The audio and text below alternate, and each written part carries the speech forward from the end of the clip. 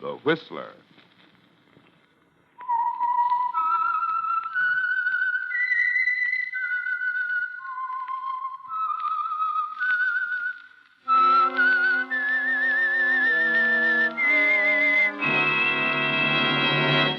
I am the Whistler, and I know many things, for I walk by night. I know many strange tales, hidden in the hearts of men and women who have stepped into the shadows. Yes, I know the nameless terrors of which they dare not speak.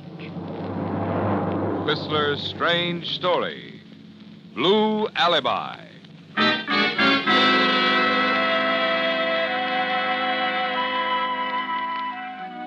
John Sheridan knew exactly what to expect as he brought his car to a stop in front of his New England beach home. For the brightly lighted house, the cars parked carelessly along the driveway meant just one thing. His wife, Edith, had again invited a group of her friends over to spend the evening. As John entered the house, the music, the gay laughter, the hum of idle chatter suddenly became more than he could bear. Unobserved, or so he thought, he slipped into the hall, hurried to the den and shut the door. But his escape was only momentary. Almost immediately, the door opened again. Hello, Edith. John, why do you insist on being deliberately offensive to our guests? They're your guests, not mine. I didn't invite them. But I did because of you. That again. Yes, that again. You may be satisfied with your salary as city treasurer and chairman of the Board of Public Works, but... We get along. I'm satisfied. But I'm not. These people are important politically. They could help you, John. You could be governor in a few Listen, years. Edith. Right now, keeping up my work is more important than making new political contacts. I have a lot of construction contract bids to go over. I'd planned to work on them here tonight and have them ready by morning, but now, well, your noisy friends make it impossible. Where are you going? Down to the guest cottage where I can work in peace and quiet.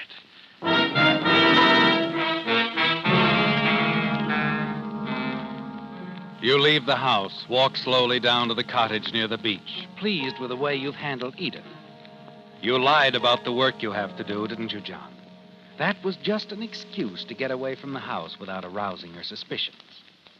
Sometime later, a light tap at the cottage door tells you that your expected visitor has arrived.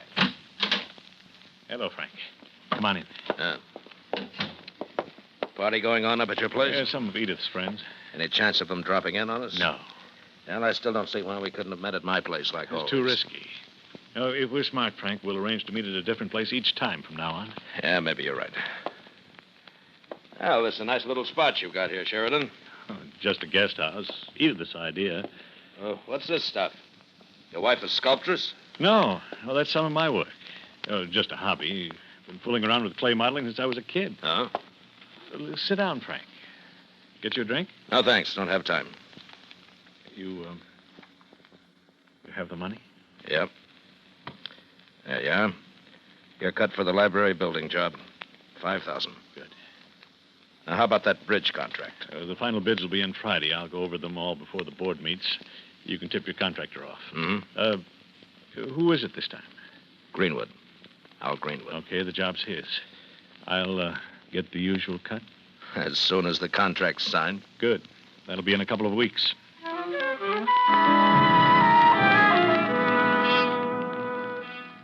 It's as simple as that, isn't it, John? You arrange it so that a few of Frank Devon's hand-picked contractors get most of the city construction jobs.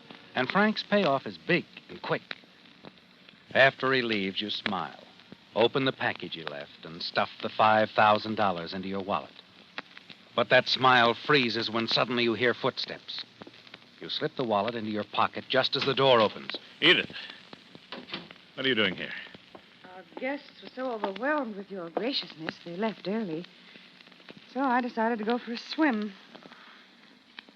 John, how long have you and Frank Devon been mixed up in this crooked deal? What? Sorry, I couldn't help but overhear. I was coming down the back way when I heard voices. I see. John, you must be out of your mind. With a great career ahead of you, you get yourself involved with a gambling racketeer like Frank Devon, who's managed to link himself with a few shady contractors. How much has he given you? About $25,000. You're going to give it back. Every penny. I can't. I've only got about $15,000 left. I'll make up the other 10. How generous. Loosening up the purse strings at last, are you? John, you've got to break with Devon tomorrow, completely, permanently. It's not as simple as... If you don't, I'll go to the district attorney and tell him everything I know. That will involve me. Yes, that's right, John. I've worked hard to make you a success, and you can still be a success. Success? That's all you think about. Our marriage isn't a marriage to you anymore. It's just You're right. But you're the cause of it. I'm not a blind fool, you know. What do you mean? You know what I mean. Ann Allison, your secretary. And that's something else, John. You've got to discharge her and break with her as well as Devon. I'm tired of having my friends laugh at me behind my Now, back. look, Edith. I mean what I say, John. If you haven't told Frank Devon you're through and said your little farewells to Ann Allison by tomorrow night, I'll go to the district attorney. Tell him everything. Take your choice.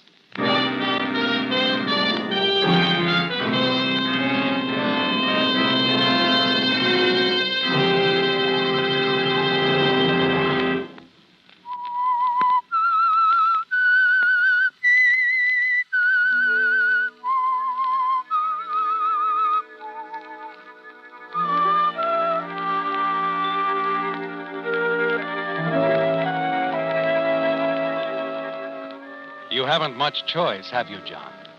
You're certain your wife Edith meant it when she said she'd expose your illegal adventures with a racketeering and politically powerful Frank Devon, unless you broke off with him immediately. You don't want to give up all that easy money, do you? Not when Edith holds on to hers the way she does. But she's too strong for you, and you certainly don't want to go to jail, do you? If you can just persuade Devon to play it Edith's way for a while, give you some time to kill her suspicions, you'll resume your profitable associations with him later. The following evening, you phone him, arrange to meet him in the office of a mutual friend. Come on in, Sheridan. Hello, Frank. What's so important you couldn't tell me over the phone? Well, I'm in sort of a jam. I think I want to lay off for a while. My wife found out about our arrangement. How? She was outside the beach cottage last night and heard everything we said. I should have had more sense than to meet you there in the first place. Okay, so your wife knows, so she'll keep her mouth shut. She won't. She'll have to. You think I'm going to sink 25 grand into this deal and then kiss it off just like that? No, I don't expect that, Frank. I've got the $25,000 right here, cash, just like you gave it to me. Keep it. Yeah, but you don't understand. She'll go to the DA. She'll tell him everything. That would involve you, too. She knows that. Well. She's really nuts about you, isn't she? No, it's not that.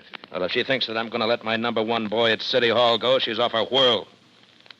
You're going to go right on handing out jobs the way I tell you, understand? I'll put that money back in your pocket and go home and make your wife behave. Now, Frank, listen to me. You me. listen to me. Greenwood gets that bridge construction just like we planned. And if the DA starts getting nosy all of a sudden, well, that's okay, too. Only you won't have to worry about your wife anymore. What do you mean? She'll be a widow. You're certain he means what he says, aren't you, John?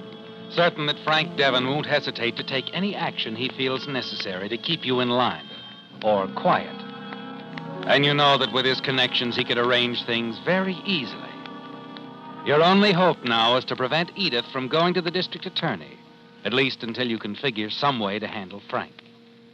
You've got to have time to think things out.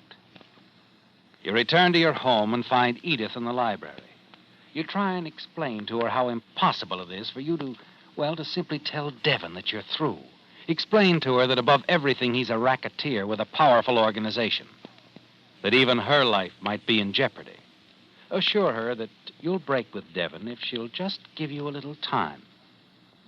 Finally, she agrees to give you until the end of the week. For the next few days, you think of one scheme after the other and reject each as impractical. Then one afternoon, Edith drops unexpectedly into your office. Her first words fall on your ears like a bombshell. Hello, John. I thought you'd be glad to know I've taken care of your break with Frank Devon. You what? I sent him back all the money he's given you by a special messenger this morning, with a note explaining exactly what will happen to him if he doesn't let you alone. It'll convince him, John. I'm sure.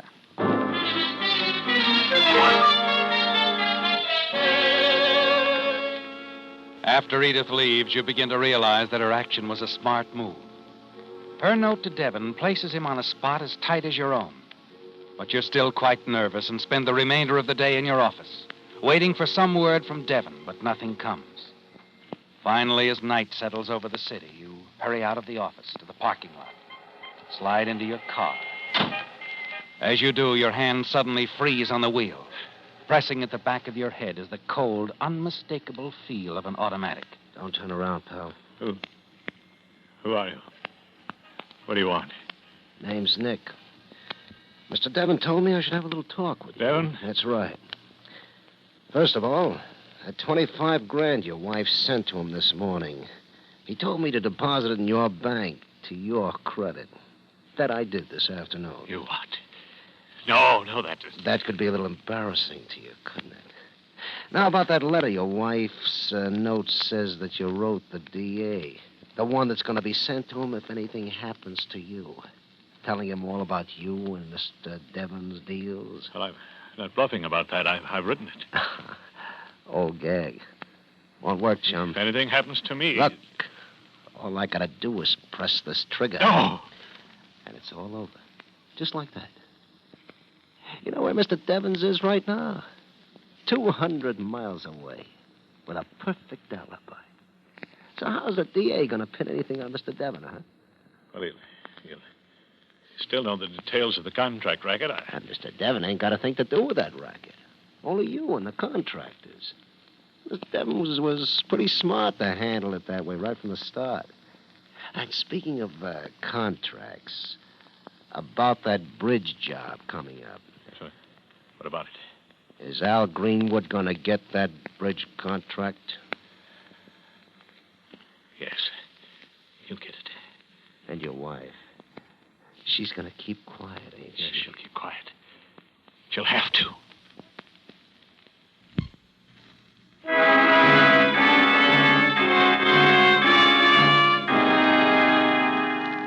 A half hour later, you arrive at your house, still somewhat shaken from your encounter with Devon's trigger man in the parking lot. You can't break off with Devon, can you? You're certain of that now. And the more you think about it, the more bitter you become toward Edith. You really don't want to sever your connections with Devon anyway, do you? Not with all that easy money rolling in. Another year or two with him, and you won't need a political career. Edith, are you home? Good evening, Mr. Sheridan. Oh, hello, Katie. Is Mrs. Sheridan about? She's gone for a swim, sir. Oh, I see. All right, thanks. Mr. Sheridan, I know it's not any of my business, sir. What is it, Katie? Well, it's about Mrs. Sheridan, sir. Going swimming like that every evening, and alone, too. There's never a soul along the beach that time of night. I don't think it's safe. Well, I never thought much about it. She's really quite a good swimmer. Been plenty of good swimmers drowned, you know. Cramps and all. And that undertow, I hear it's pretty bad. Well, I'll speak to her about it. It's thoughtful of you to mention it, Katie. Thank you. Thank you very much.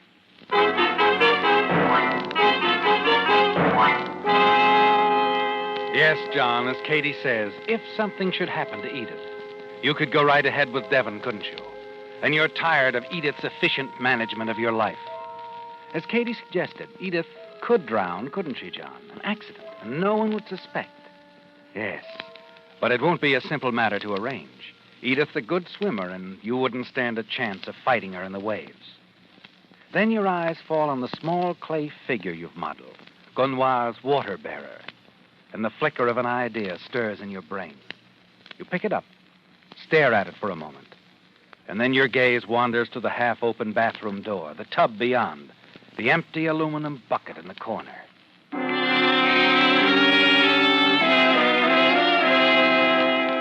The bucket, John.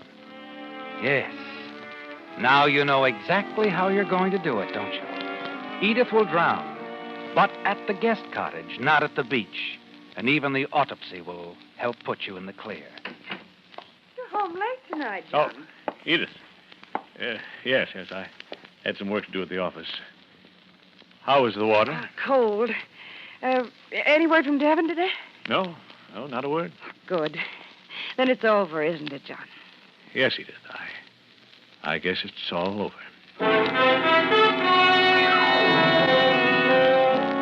It isn't really over, is it, John? Not quite.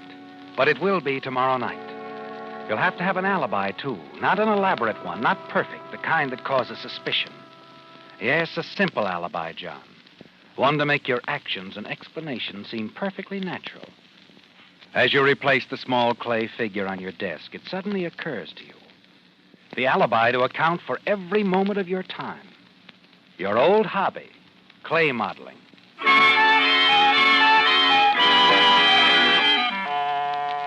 Early the following evening, over after-dinner coffee, you set your plan into motion. Edith seems surprised when you tell her you're going to take up your hobby again. A little puzzled, too. But she does seem pleased. It'll mean more work for you, Katie. Oh, I not so don't much mind, more. ma'am. It'll seem quite like old times again. Mr. Sheridan making them little statues. Old times. I've wondered. Well, anyway, I'm glad, John. I wondered what he was carrying in that package under his arm when he came home, ma'am. Well, I happened to drop into Galloway's art shop today, and we got to talking, and the next thing I knew, I'd bought a stock of supplies. Well, if you'll excuse me, Edith, I think I'll go down to the guest cottage. I'm anxious to get started. I used to get a big kick out of this. I don't blame you, John. You have real talent. What's the subject going to be? I haven't quite decided yet. Why don't you look in on me after your swim? You really want me to? Yes, why not? All right, John. I will. Fine. Oh, and Katie, if anyone calls, I don't want to be disturbed. I understand, sir.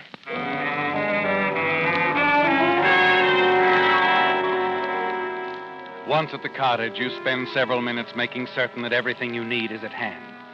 And now, the most important step of all. You smile as you cross to the workbench, pick up a soft, blue-tinted clay, and begin to shape your alibi.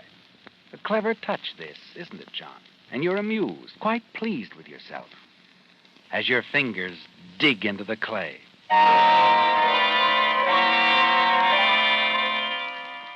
It's almost 10 o'clock now. Edith will be returning from the beach soon. Your fingers move swiftly, expertly, molding the small figure of a bird on the stand before you. You must have it all finished tonight, John. Your alibi. Occasionally, you look out the window down the path to the beach. And finally, you see Edith emerge from the water. Now, John. Now is the time to call Katie up at the house. Make certain she's kept busy there during the next 15 minutes. All the time you need. 15 important minutes. You dial the main house. Yes, Mr. Sheridan? Katie, I'm famished. How about fixing me some coffee and sandwiches, huh? Yes, Mr. Sheridan. There's some cold chicken. Oh, that'll be fine. Hello, John. Well, Edith, enjoy your swim? Even more than usual, I think. Good. I just called Katie to make some sandwiches for us. Oh, that'll be nice. Well, how do you like it? Oh, this is splendid, John. I'm calling it the Blue Heron. I think it's the best you've ever done, really. Oh, thanks. Here, look at it from this angle. Oh, yes. Yes, excellent. Her back is to you now, and you move quickly. Pin her arms to her side. John, what are you doing?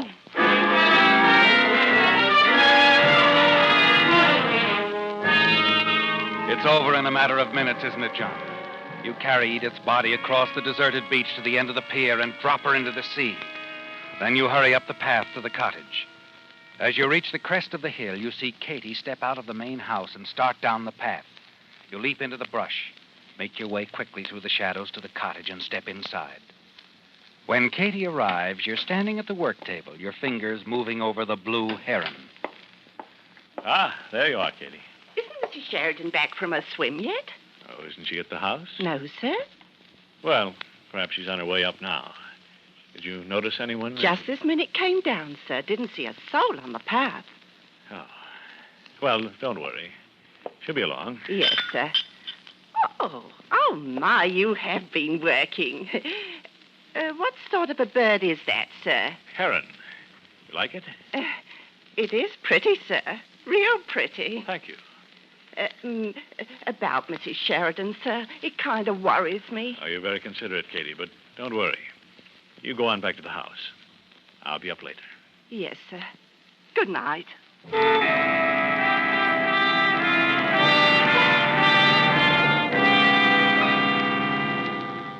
You wait another hour, then call the house. Ask Katie if Edith has returned. When she tells you Edith hasn't come back yet, you show concern. And minutes later, Katie joins you and goes with you to the beach, where you play the role of the worried husband. Finally, the two of you return to the house, call the police, give them the details of Edith's disappearance. Early the following morning, you're at the guest cottage when Katie ushers in Chief of Police Thompson. Oh, Mr. Sheridan, it's dreadful. Harry, you found her. Yes, about an hour ago. The tide carried her body about a half a mile down the beach. I'm sorry, John. Edith. Drowned? No, I can't believe it. That is hard to believe. She must have been seized with cramps, unless perhaps her heart... No, her heart was fine. Well, if anything was wrong, the autopsy will show it. I'll phone you the results. Yes, I'd appreciate it, Harry. I won't keep any longer now, John. I know this has been hard on you. Thanks. Thanks, Harry. You've been very kind.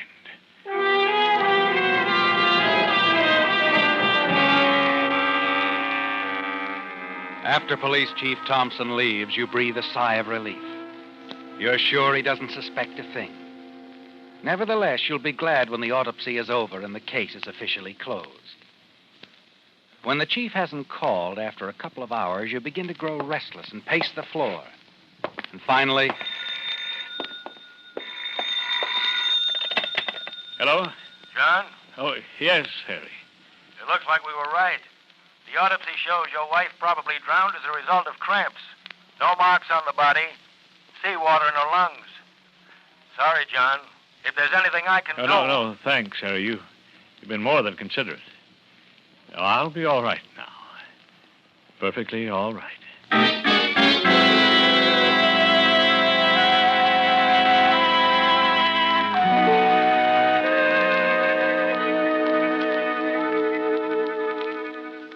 Well, John, it's over, isn't it? Your wife, Edith, is dead. An accidental drowning. And no one suspects that you had anything to do with it. The police have come and gone. They've accepted your story. And now the autopsy proves Edith's death was caused by drowning. You're certain you're in the clear. Yes, you're free to continue with Frank Devon, free of Edith, the way that she was running your life. During the remainder of the day, you play the role of the grief-stricken husband, accept the condolences of your friends. And then early that evening, you have another caller, Chief of Police Thompson. Oh, you back again, Harry? Sometimes I'm pretty hard to get rid of, John. Well, sit down. What's on your mind? Just a couple of more questions. You say you were at the guest cottage last night between the hours of 8 and 11? Yes, that's right. You didn't leave the cottage at all? No, I was in the cottage all evening, working. My hobby, you know. Well, you saw. Yeah, I saw it. The Blue Heron, I think you called it. John, you didn't happen to take a bath at the guest cottage last night, did you? A bath? Oh. I know. Well, I'm afraid that cinches it. You drowned your wife in that cottage, Sheridan. That's absurd. What reason would I have? Plenty of reason. Your lawyer gave us a letter you'd written to the DA exposing your activities with Frank Devon. Your wife gave it to him and told him to turn it over to us if anything happened to either of you. Devon's being picked up right now. Sure. I wrote that letter. Devon was threatening us, but that doesn't prove I killed Edith. You said yourself the autopsy showed seawater in both lungs. David, that autopsy showed us a lot of things. Your wife was drowned in seawater, all right, but she wasn't drowned in the sea. Now, wait a minute, Harry. You're not making sense. Oh, yes, I am. You were pretty smart to fill that bathtub at your guest cottage with seawater before you drowned your wife in it, Sheridan. You almost fooled us. I don't know what you're talking about. You forgot about the microscopic analysis, Sheridan. You see, that seawater in your wife's lungs also contained hundreds of particles of clay. So does the bathtub. Blue modeling clay. The same blue clay you bought at Galloway's shop yesterday. But, Harry, I didn't. There's only one way that clay could have gotten into your wife's lungs. It washed off your hands while you were holding her under the water. The Whistler, whose strange story you have just heard, will be back next week with another tale from his never-ending files. This is the United States Armed Forces Radio Service, the voice of information and education.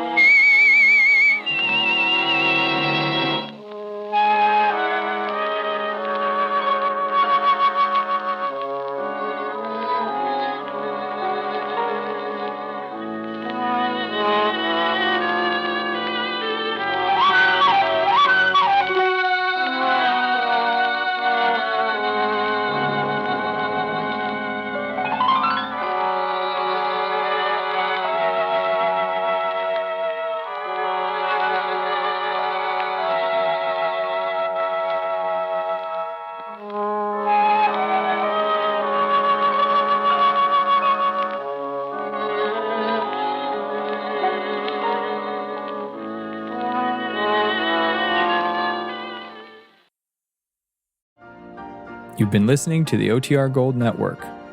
Find more classic radio at otrgold.com.